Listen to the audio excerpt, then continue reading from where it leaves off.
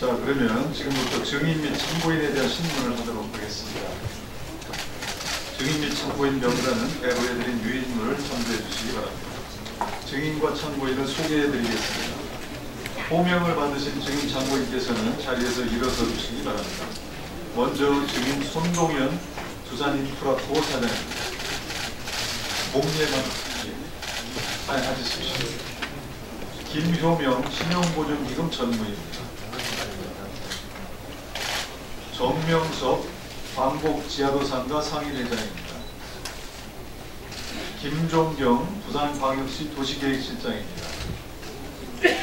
강계명 서울지하도상가 상임연합회장입니다. 허기원 법무법인 천율 변호사입니다. 김형중 고려대학교 교수입니다.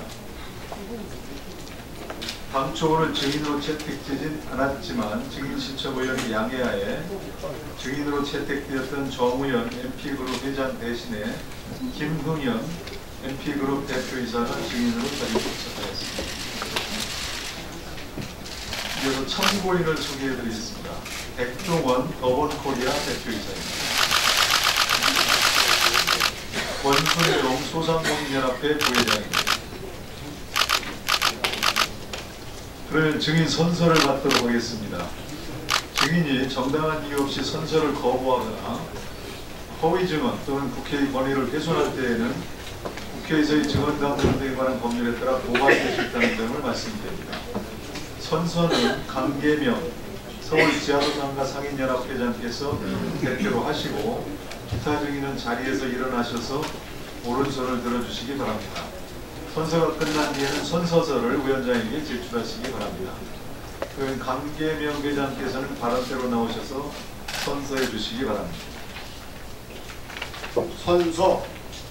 본인은 국회가 실시하는 2018년도 국정감사와 관련하여 산업통상자원 중소벤처기업위원회에서 증언을 함에 있어 국회에서의 증언, 감정 등에 관한 법률 제7조 및 제8조의 규정에 의하여 양심에 따라 숨김과 보탬이 없이 사실 그대로 말하고 만일 진술이나 서면 답변에 거짓이 있으면 위증의 벌을 받기로 맹세합니다.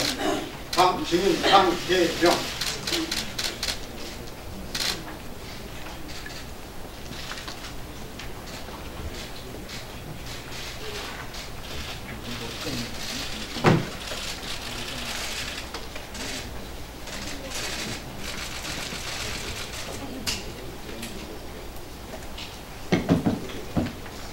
예, 앉아주시기 바랍니다. 증인신문 순서는 먼저 증인을 신청하신 의원님부터 오늘 국정감사 질의 순서에 따라 질의를 하시고, 신청하지 않으신 의원님 가운데 질의를 원하시는 의원님이 계시면 추가로 질의하는 방식으로 진행하겠습니다. 그러면 먼저 백재현 의원님 질의하시기 바랍니다.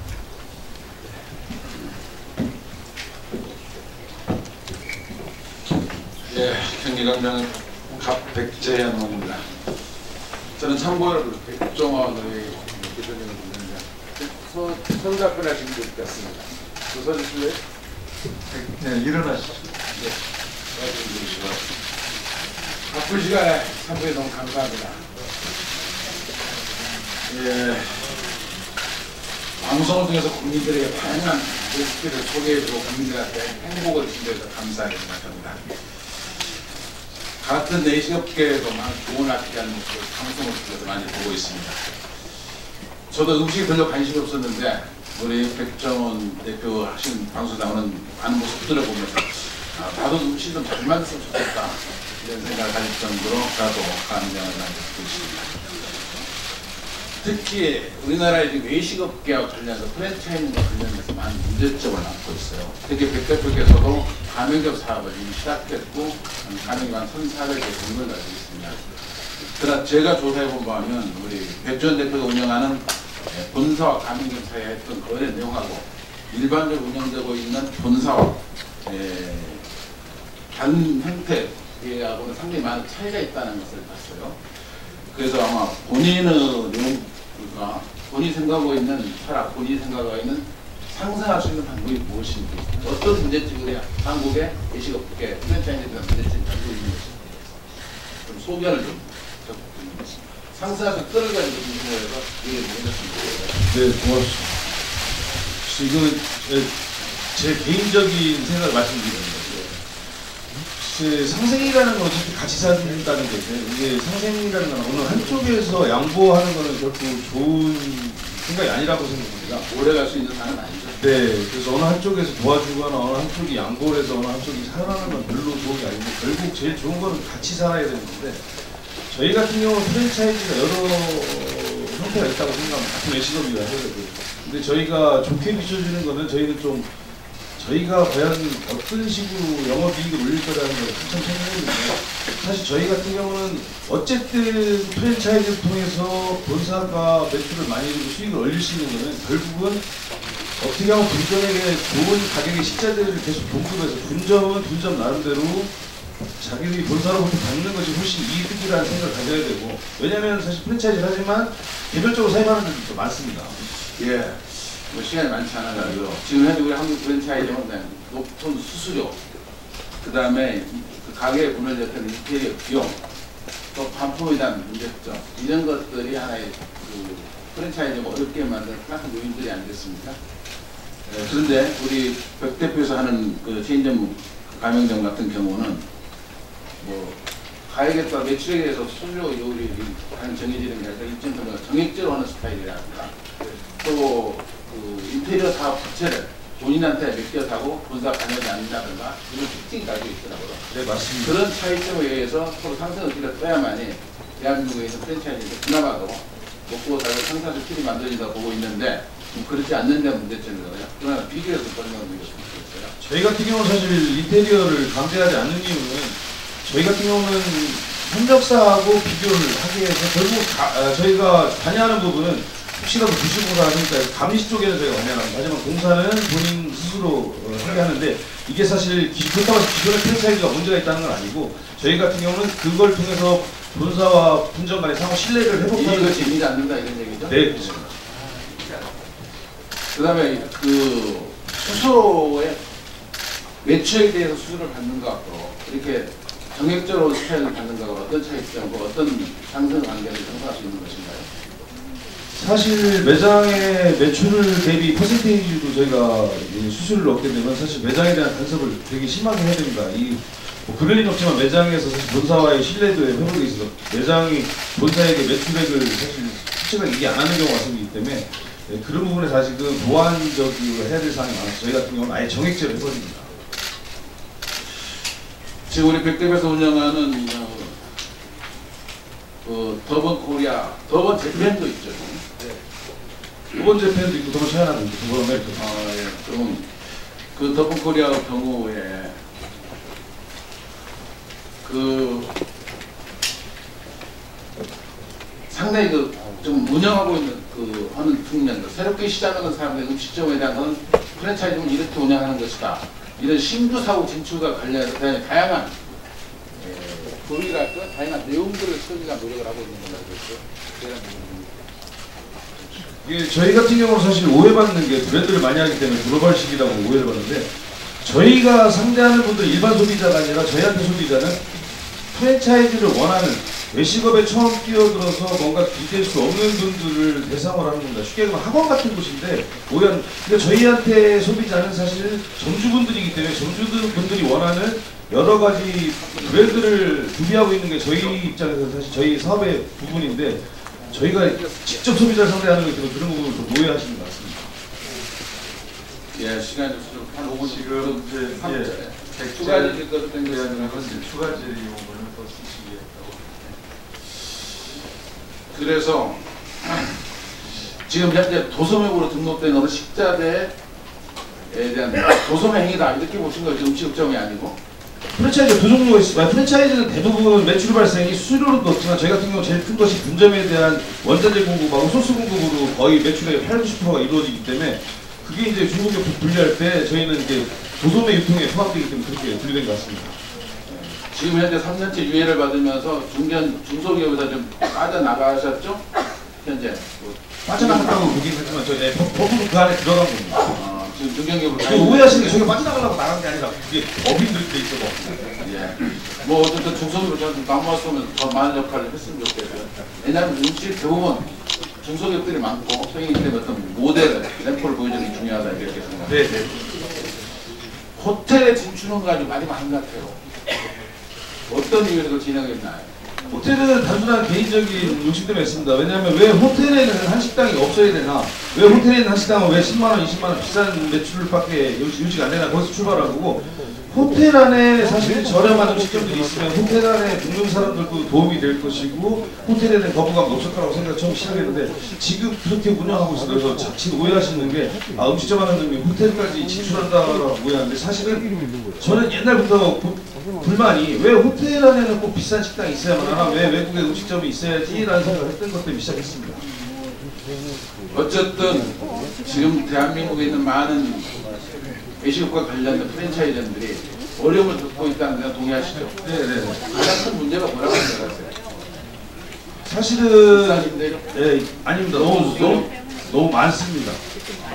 우주적인 우리나라가 사실 제가 조사한 바에는 인구당 매장 수가 너무 많다고 과도하다고 봅니다.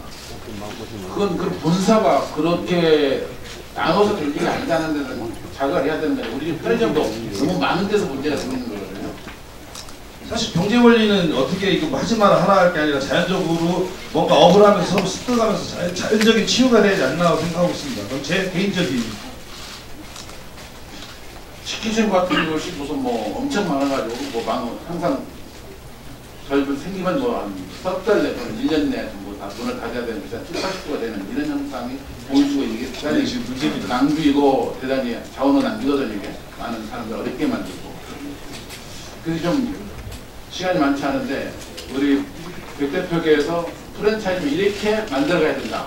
또 이 대한민국이 이런 형태로 흘러가야 되겠다는 소견이 있으면 좀 얘기를. 이게 감히 말씀드리면 우리나라 같은 경우는 사실 외식업을 너무 쉽게 할 수 있는 상황입니다. 미국 같은 경우 저도 미국에 매장을 준비하고 해봤지만 미국 같은 경우 새로운 자리에다 매장을 열려면 최소한 1년, 2년이 걸립니다. 왜냐하면 인스펙션이 안 나오기 때문에. 그 사이에 식당을 쉽게 못하는데 저희 같은 경우 신고만 하면 바로 할 수 있는 게 문제고 사실은 식당을 준비하는 분들이 그렇게 쉽게 오픈할 수 있다 보니까 너무 겁없이 뛰어들다 보니까 준비성 없이. 그래서 제 생각에는 사실 여러 가지 상황이 있겠지만 상황이 이렇게 쉽게 식당을 열면 안 되는 거라는 걸 좀 느낄 수 있는 계기도 돼야 되고 제가 골목식당이나 방송을 하지만 사실 이렇게 오해하시는 게 이제 식당을 하라고 부추기는 거라고 오해하시는 게 아니라 하지 마세요라는 거거든요. 준비가 없으면. 그래서 이거는 사실 어떻게 보면 좀 시간이 흐르면서 서로 다 깨우쳐 나가야 되는 방법 아니에요. 하지만 지금 어떻게 하든 어쩔 수 없이 오픈한 분들은 제가 뭐 방송에서 개돌한다는 하지만 이런 부분을 붙여서 이렇게 하다 보면 좀 지금보다 상황이 나아질 수 있지 않느냐는 좀 희망을 전해드리고자 골목시장에 토론을 한 건데 약간 제가 혼자 힘들게 없으면 안 되는 것 같습니다. 어쨌든 대한민국에 새롭게 음식을 준비하고 있는 사람들이라든가 현재 운영하는 프랜차이즈들이 특별한 경쟁력을 가지면서도 잘 운영돼서 서로가 본사와 가맹점 사이의 상생을 잘 유지해서 다 같이 적당한 이익이 배분되고 적당히 이 사업을 함으로써 내가 행복하고 우리 가족을 모두 살 만큼 된다 나는 튼을 만드는 것이 지속성 있고 가능하고 멀리 갈 수 있는 거거든요. 30개 가야 멀리 간다는 속담 있는 것처럼 그건 뭐 딱 정하고 누구 잘못이다 이렇게 딱 정할 수는 없겠지만 하여튼 본사의 문제, 그 다음에 이제 장사가 웬만큼 될 만하면 지대의 문제, 임대료에 대한 문제, 또 지금까지 얘기했던 카드 수요 문제 여러 가지가 다 복합적으로 작용되고 그런 것들을 줄여줘야만이 우리 가맹점으로 있는 명세 우리 프랜차이즈들이 그나마도 살 수 있을 것이다 이런 생각을 했습니다. 네, 말씀드립니다. 이 정도로 예, 수고하셨습니다. 다음은 이용주 의원님 질의하시기 바랍니다. 예, 김홍현 대표에게 먼저 물어보겠습니다. 예, 대표님, 이스타 피자 김 대표에 계시죠? 네, 그렇습니다. 그 회사가 최근 언론을 통해서 경비원 폭격 논란이라든지 치즈 통행세 보복 출정 이래서 불행한 사태가 있었는데 그 관련된 원래는 정우현 회장이 나와서 전 회장이 나와서 이야기를 해야 되는데 재판 중에 우리끼리 대표이사가 지금 나온 거지 않습니까? 제가 뭐 여러 가지 물어보지 한두 개만 물어보겠습니다. 당시 가장 문제가 되고 있는 게 소위 치즈 통행사라고 했던 거 지금은 해결이 된 거죠? 네, 다 해결이 됐고요. 자, 해결이 됐는데요. 제가 보기엔 반드시 해결된 건 아닐 수도 있다 이렇게 생각을 합니다. 무슨 취지냐면은 치즈 통행사가 있던 기간 동안에 결과적으로 법인 자체가 손해를 본 거 아니겠습니까? 맞습니까? 법인 자체에서는 손해보기 없이 그렇다고 한다면은 지금은 직거래하고 있지 않습니까 이제는? 직접 예. 그렇다고 한다면은 정 전 회장이 있던 동안에 법인이 피해봤던 부분이 너무나 많잖아요. 이미지 손상뿐만 아니라 지금 주식은 어떻게 됐습니까? 거래정지에서 그 상장 폐기를 몰아서 이번 달에 상장 적정적 심사가 있지 않겠어요? 그렇다고 한다면은 현재 전후로의 행보 잘못으로 인해서 법인이 손해를 봤다면은 당연히 증인께 김홍현 대표이사께서는 전 사주에 대해서 손해배상 청구해야 되는 거 아닙니까? 아직 그 1심에서는 많은 부분이 무효로 되고요. 지금 현재 2심에 결의 중이기 때문에 아니 그거에 대해서 법인의 피해가 있었다고 보세요? 없었다고 보세요? 이미지 추락이라든가 있지만 현재 가맹님들이 피해가 있었습니까? 없었습니까? 매출의 하락은 있었습니다. 매출의 하락을 통해서 본사인 법인의 손해가 있었어요? 없었어요? 있다고 보겠습니다. 그렇다고 한다면은 손해배상 책임이 물어야지 않겠습니까? 자, 하나만 더 물어볼게요. 그 과정 중에 법정에 가맹점들과 여러 가지 협의를 통해서 합의서 같은 거 냈지 않습니까? 네. 그렇습니까? 네. 이렇게 미스터 피자 상상 합의서 이렇게 낸 적 있죠? 네, 그렇습니다. 원래 이게 잘 지켜졌으면 좋겠어요. 하나만 확인합시다. 그다음에 상상 합의서를 냈는데 가맹 정주에 복지재단 설립한다고 돼 있고 그러기 위해서 자산 210만 주 출연한다고 돼 있어요. 네, 맞습니다. 자산법이 설립돼 있습니까 현재? 지금 현재 거래 중지가 돼 있어서 아니 거래 정지는 상장에서 파는데 문제가 있는 것이지 출연하는데 아무 재량이 없어요. 출연하는 거로 전부 다 돼 있습니다. 자, 재단법이 설립했냐고 물어보는 거예요. 아직 못했습니다. 지금 이 합의된 게 8월 9일인 겁니다. 할 걸 빨리 해야지 이렇게 하다가 또 어슬렁 넘어가는 그런 거 안 했으면 좋겠어요. 최대한 빨리 진행토록 하겠습니다. 명심해 주시면 합니다. 네, 알겠습니다. 다음 우리 이 백종원 대표님께 몇 가지 물어보겠습니다. 먼저 백종원 대표가 지금 성공한 유인식업계 대표 아닙니까? 반드시 성공을 해서 이 자리에 부른 건 아니고요. 성공하기 전에 여러 가지 실패 정도 많이 있었다. 예전에 한 번은 초기에 요식업 하다가 IMF 한번 회사 말아먹은 데 있죠? 그 외식업이 아니라 그 거축업하고 그래, 그것과 인식업에서 돈을 벌어서 수당만 있었습니다. 쫄딱 많이 해서 죽으려고 생각도 한번 했다 그러더라고요. 그런데 어쨌든 잘 살아와서 이게 크게 성공을 해서 좋습니다. 네, 여기까지 물어보겠습니다. 자, 그 자료 한번 떼줘 보십시오. 대표님 혹시 그런 말 들어보셨어요? 기승전 치킨. 대한민국에서 태어나면은 뭘 하든지 간에 대학을 어디 나오든지 이과를 나오든지 문과를 나오든지 회사를 다니든지 자영업을 하든지 자연계획이든지 공항이든지 의사라든지 뭐든 간에 마지막에는 치킨집 열어서 끝나는 거다. 이런 말 들어보셨죠? 네. 이만큼 우리나라가 자영업 비율이 높다는 거 아니겠습니까? 우리나라가 자영업 비율이 OECD 국가 중에 6위 정도 한다면 6위 정도. 너무 많죠? 네, 많습니다. 아마 미국이 6.4%고 우리나라가 25.4%니까 정상적이라고 보기는 어렵죠. 우리나라 규모가 그래도 꽤 큰 규모인데, 그래서 자영업자들이 굉장히 어려워하고 있어요. 특히 자영업 중에 가장 두 번째로 많은 게 음식업 아니겠습니까? 그래서 정부에서 자영업자 대책들, 지원 대책 많이 냈다고 하는데, 혹시 정부가 무슨 최근에 음식점이라든지 이런 자영업자 대책 마련해서 뭐 발표했다는 거 들어보신 적 있습니까? 예, 많이 들었습니다. 한번 봐봅시다. 자료 한번 보여주시죠. 최근에 8월 달에 정부가 소상공인 자영업자 지원 대책이라고 해서 한 6가지 정도 발표를 했는데, 뭐 일자리 안정자금 지원 대상을 확대한다든지, 음식점 정책 대상을 지원을 강화한다든지, 가맹점 공급과 상생비 확대한다든지, 이런 여러 가지 많이 했는데, 최근에 뭐 골목상권도 돌아다니고 하시던데, 그 업체들이 8월 달에 정부가 이런 대책 해놓고 나니까, 우리 장사하기 쉬워졌더라, 어려움이 싹 사라졌더라, 안 망하겠더라, 이런 말 들어보셨습니까? 그게 이제 하루아침에 될 수 있는 일이라고 생각합니다. 그래요. 하루아침에 될 수 있는 건 아니라고 생각해요. 저도. 그래서 그런 자영업자들이 느끼는 것은 정부 대책은 있으나 이게 현실적으로 지금 다가오지 못하고 있다. 정부 측에서는 머리를 짜내서 이러이러한 방법들을 많이 냈어요. 그런데 그게 업체가 망하고 살고 있는 데는 크게 영향을 안 미치다는 게 중론 아니겠습니까? 그래서 문제를 삼고 있는 게, 그 다음 자료 한번 보여주세요. 그래서 정부가 발표를 했습니다. 이렇게 해서 음식점을 하는 사람이 이번 발표한 지원 대책을 다 혜택을 받으면 이 정도가 된다라고 발표를 했어요. 자영업자 1인당 지원 효과. 여기 보면은 연간 한 651만원 정도. 그것도 모든 대책을 다 하는 경우에 신용카드 결제 10% 대체가 되고, 의제 매입세액 공제도 되고, 월세세액 공제도 되고, 긴급 융자단 다 되고, 이거 다 되면은 뭐 4만원, 6만원 다 돼서 월 한 55만원 정도 되는 것 같아요. 그런데 이 55만원 때문에 이 업체가 망하거나 그렇습니까? 그러지는 않겠죠. 그래서 아까 우리 백종원 대표께서 말씀하셨어요. 자영업자들의 문제, 망하고 하는 문제는 제가 보기로는 너무나 많은 업체들이 있는 거예요.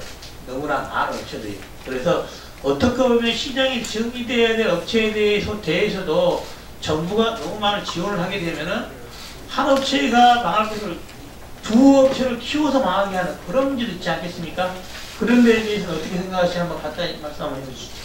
지금 의원님 말씀하시는 게 굉장히 공감이 되는 부분이고, 또 이게 사실 그 전에 비하면 제가 음식 장사를 시작한 지는 20년이 좀 넘었지만, 제 나름대로 생각하면 지금 그 전에 비하면 굉장히 뭐랄까 정부에서 관심을 많이 가져준다고 생각합니다. 근데 이게 제가 맨날 주장하는 게 통계 경영이라고 하지만, 이게 결국 통계가 나와야 될 것 같습니다. 물론 여러 가지 자영업자들을 위한 대책도 많이 내고 있지만, 이게 하루아침에 되냐 안 되냐는 쉽게 판단할 수 없는 거고, 이런 거 저런 거 결국 자영업자를 위한 것도 여러 가지 시도를 해봐서 결국 통하는 게 어떤 거냐를 빨리 찾아내는 게 중요한 건데, 그게 사실 제 생각에는 좀 시간이 해결해 줄 거라고 생각하고, 우선은 사실 아까 지금 의원님 말씀대로 시장 원리를 좀 따라서 어쩔 수 없이 도태될 수밖에 없는 자영업자들은 도태돼야 돼. 그분들한테는 정말 죄송한 얘기지만, 이게 시장에 비해서 너무 이게 포화 상태입니다. 저는 개인적으로 좀 시간도 좀 필요하다고 보고. 그래요. 우리나라 사람들이 은퇴하거나 또 젊은 사람 뭐 일을 할 때 장사할 이런 말 하지 않습니까? 먹는 장사 안 망한다, 밥 장사하면 망하지 않는다, 이런 말이 있었잖아요. 근데 그것은 예전에 시장이 포화가 되기 전 상태 아니겠습니까? 지금은 밥 장사하면 망하지 않습니까? 밥 장사 지금 직접 체에서 1년 안에 망하는 비율이 몇 %입니까? 많이 망합니다. 80%. 추가로 시간을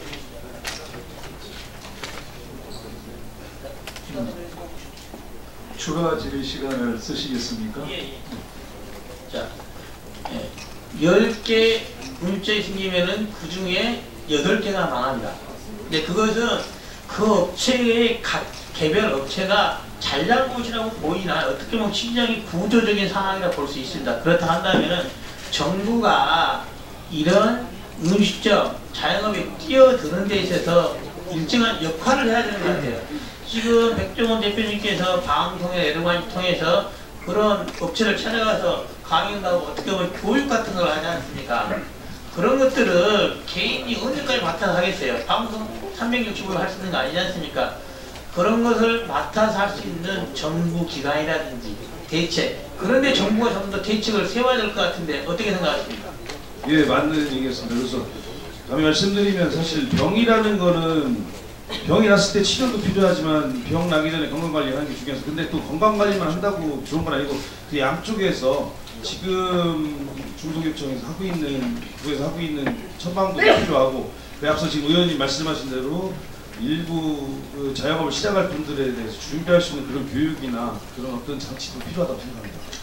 이 프랜차이즈가 필요합니다. 이게 필요하냐면은 이분들 아무것도 모르고 시작하지 않습니까? 그렇게 하기 때문에 음식점이 시스템이라든지 방법 이런 거 알려주기 때문에 저는 프랜차이즈 업체도 중요한 사업 형태고 발전돼야 된다고 봅니다.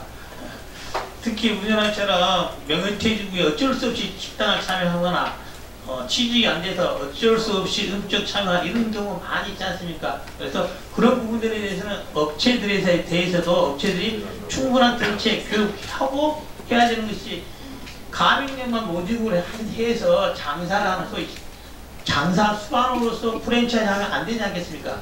네, 어떻게 생각하십니까? 의원님 말씀처럼 그래서 건전한 프랜차이즈 회사들이 좀 더 많이 육성돼서, 사실은 우리나라는 외식업을 하기가 너무 쉽지만 어느 누구도 외식업을 통해서 가르쳐주지 않습니다. 그래서 사실은 프랜차이즈가 좋으면은 본사에서 가맹점을 관리하면서 사실 위생이나 노동이나 뭐 세무 이런 것까지 다 어느 정도 컨트롤을 하기 때문에, 그런 과정을 통해서 습득을 하면 그분이 나중에 프랜차이즈업을 관두고 다른 업을 하더라도, 아니면 자기가 독립적으로 브랜드를 만들다 하더라도 이미 교육을 받은 것 같은 그 효과가 있기 때문에 좀 괜찮을 것 같습니다. 그런 부분, 제가 보기엔 그런 부분들을 정부도 좀 신경 써야 된다. 동의하십니까? 네네.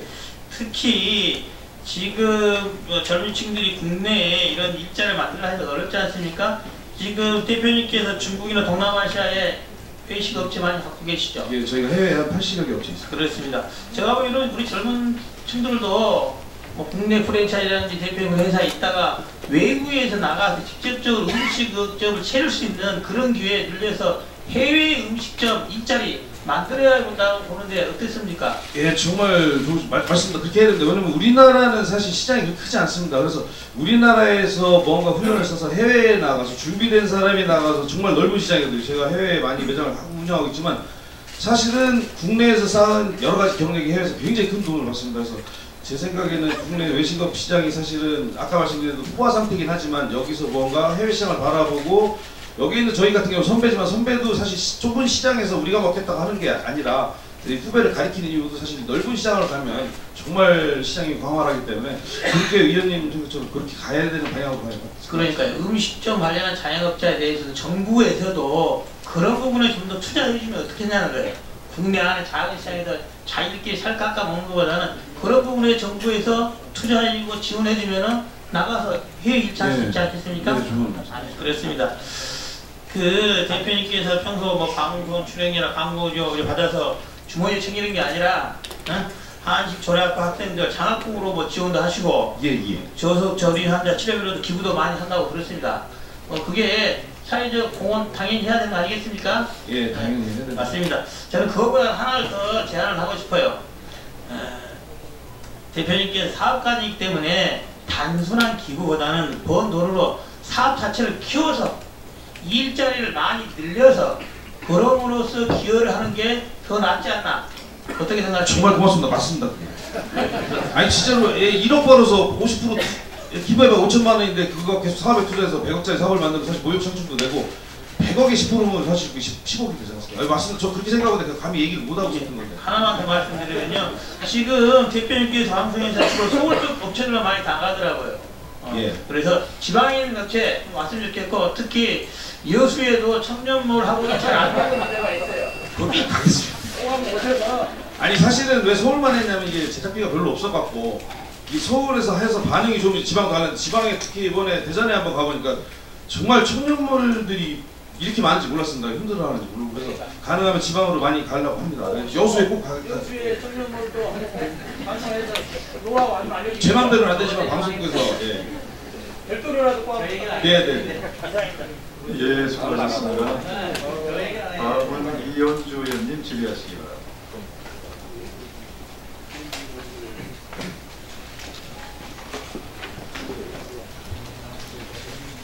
예, 정명서 방콕 지하주상가 상인회장님, 예, 그 부산 지하주상가에 관해서 좀 묻겠습니다. 30년 전에 롯데건설 쿠오롱 등 민간업자가 개발을 해서 큰 돈을 투자해서 다들 분양권을